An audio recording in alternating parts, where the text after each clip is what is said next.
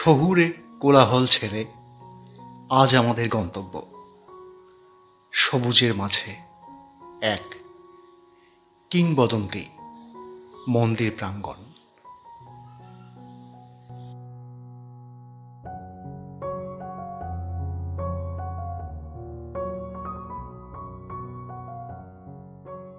মনসামঙ্গলের সেই বর্ণিত অপরূপ গ্রাম, ছেঁড়া ছেঁড়া টুকরো টুকরো সবুজ দৃশ্য, সরলতা।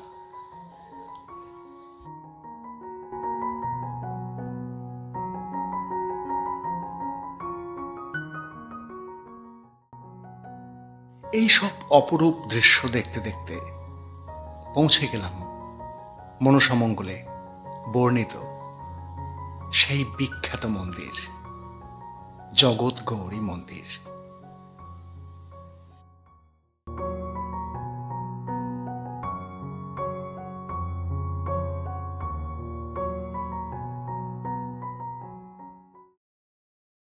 আসলে আমরা একবেলার জন্য ঠিকানা পেয়ে এসেছিলাম এক অপরিচিত কিন্তু অসাধারণ রাজবাড়িতে। সেখান থেকেই স্বল্প দূরত্বে, মাত্র মিনিট 10 দূরত্বে এই কিংবদন্তি, সাহিত্যে বর্ণিত অপরূপ এক মন্দিরের খোঁজ পেলাম এবং সেখানে এসে হাজির।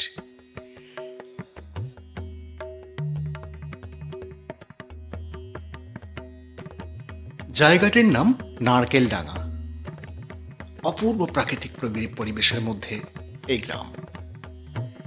মনসামঙ্গল অনুযায়ী লক্ষিন্দরকে সাপে কামড়ালে বেহুলা এই মন্দিরের, তখন এই মন্দিরটি ছিল পর্ণকুটির, তার চাতালে রেখে চিকিৎসকদের খোঁজে গেছিলেন, বৈদ্যদের খোঁজে গেছিলেন। সেই কিংবদন্তি বহন করে আজও এই মন্দির, জগৎ গৌরী মন্দির বা মনসা মন্দির।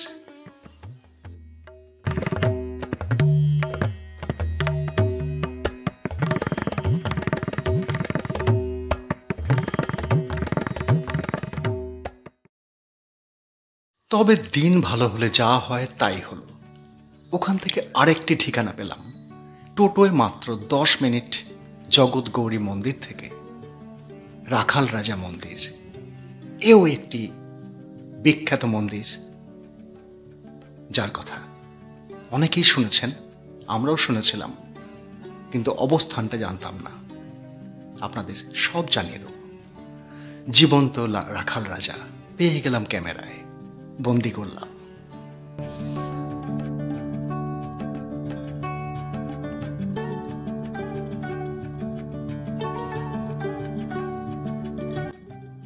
সময়টা অষ্টাদশ শতাব্দী।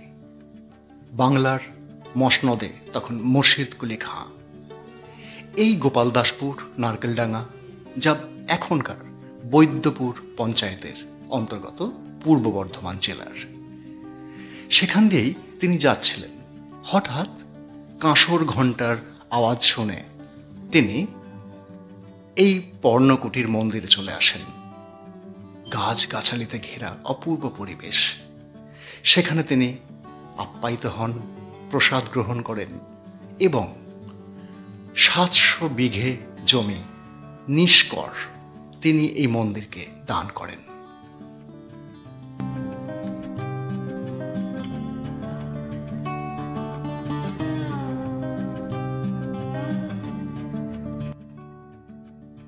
শ্রীকৃষ্ণের অসংখ্য লীলার মধ্যে গোষ্ঠলীলা এই মন্দিরের মূল থিম। এখানে শ্রীকৃষ্ণ রাখালিয়া।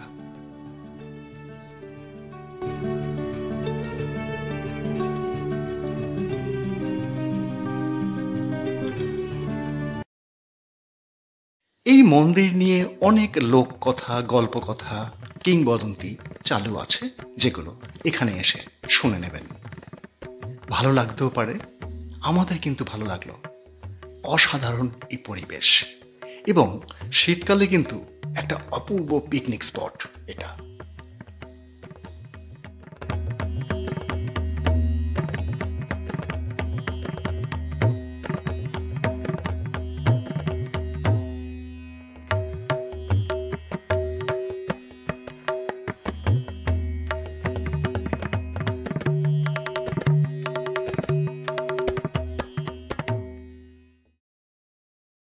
শতাব্দী প্রাচীন এই মন্দির প্রাঙ্গণে অসংখ্য পুরনো 400-450 বছরের বট, অশ্বত্থ, জামরুল, তমাল, তার মাঝখানে বসে আপনি প্রসাদ গ্রহণ করতে পারেন মাত্র 50 টাকার বিনিময়ে।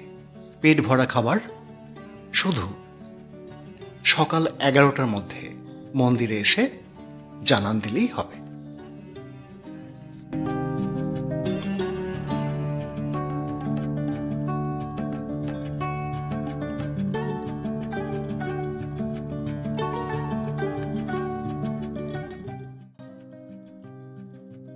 কলকাতা থেকে মাত্র ঘন্টা 2-2.5 ছোট্ট জার্নিতে একটা বেলা প্রকৃতির মাঝে দারুণ কেটে যাবে, এটুকু হলপ করে বলতে পারি। এবং খাওয়া দাওয়ার ব্যাপারটা তো মিটেই গেল। ইচ্ছা হলে পিকনিক করাও যেতে পারে, কিন্তু এই মন্দিরের একটু অনুমতি চাই। সঙ্গে দেখে নেবেন বৈদ্যপুর বিখ্যাত রাজবাড়ির কালী পুজো, কার্তিক পুজো, রাসযাত্রা, দোল উৎসব, দুর্গাপুজো। এবং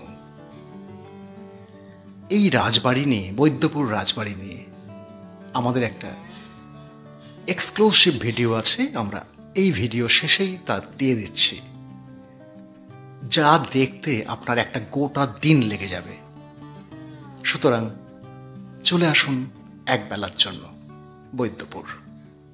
সবচেয়ে ভালো হয় হাওড়া বা শিয়ালদা কাটোয়া লোকালে অম্বিকা কানলা স্টেশনে নেমে সেখান থেকে একটা টোটো রিজার্ভ করে একটু দরদাম করে পার হেড 100 টাকা সারাদিন স্টেশন টু স্টেশন আপনাকে ঘুরিয়ে দেবে রাজবাড়ি মন্দির। সুতরাং বেরিয়ে পড়া যাক। ভিডিওটি কেমন লাগলো অবশ্যই মতামত দিয়ে জানাবেন।